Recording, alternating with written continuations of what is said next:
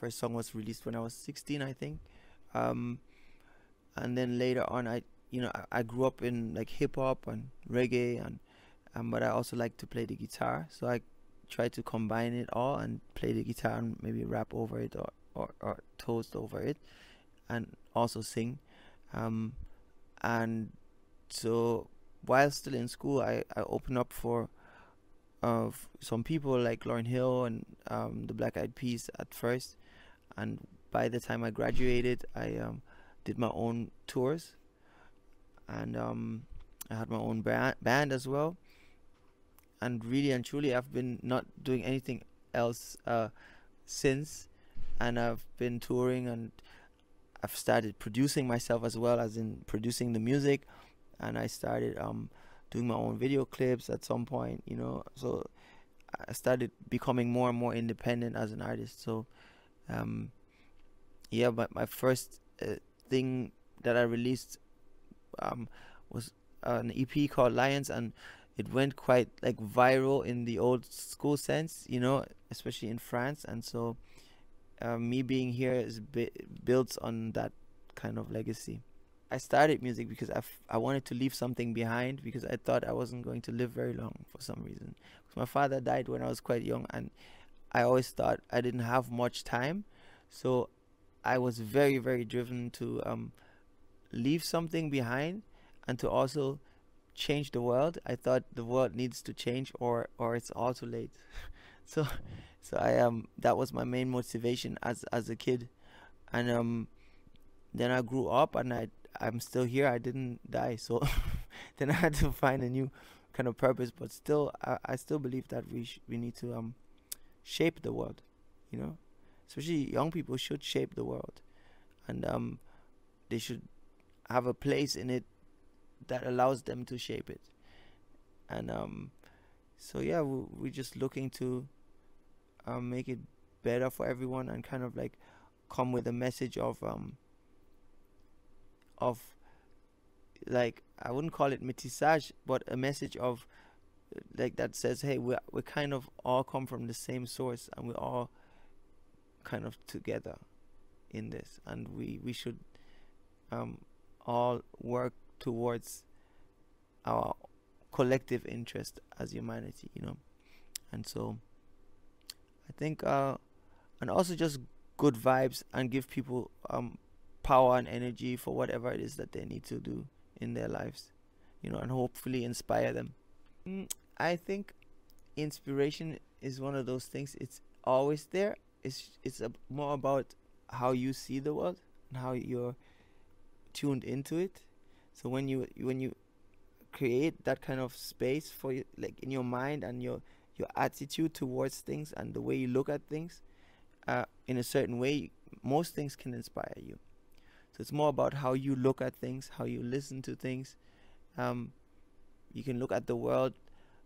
It depends on your focus, right? So okay, somebody that's a race driver, he will see cars everywhere, and he will look at the world from that angle. I just hear music everywhere, or I see a line or lyric, because that's my focus. So I think it's about that. It's about making your focus that. Yeah, it's true. Yeah. No, I miss playing live, and I miss you know, just having interactions with people like that. I think for me it was like I was taking a break anyway. So I was taking a break of like 2 years, and then the pandemic happened. So that's another 3 years, and now it's like 6-7 years later, basically. And so for all this period, I didn't do much. I mean, I did a lot, but not live or with people. I recorded a lot of songs. I did probably 3 albums. But yeah, it was a very long time that I haven't done anything in public. So I'm happy to be back now and to tour.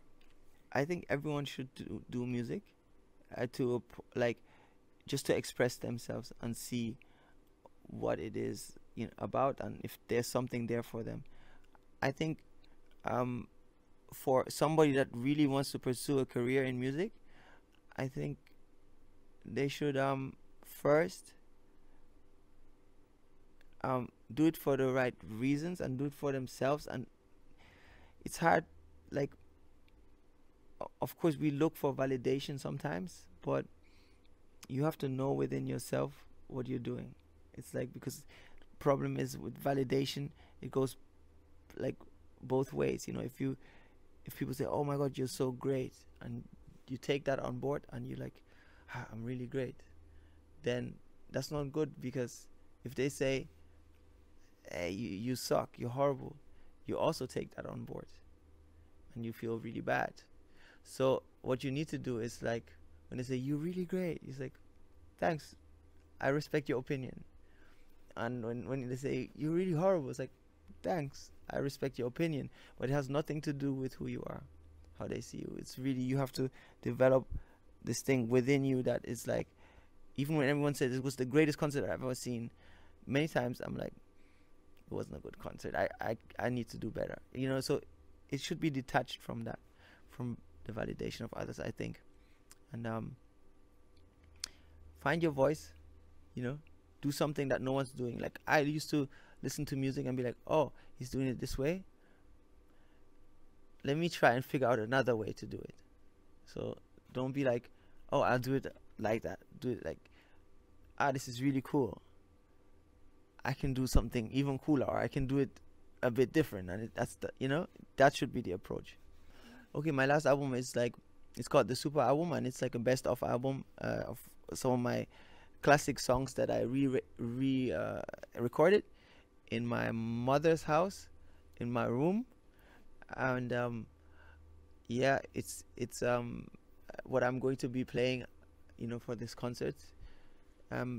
Yeah, it's the best of kind of all my albums, and I'm doing this so that to remember where I come from, and for people to remember where I come from, like musically, and to kind of make, like, prepare the place for my next album. So it's really kind of a warm up to the next album, and yeah, that hopefully will come in June.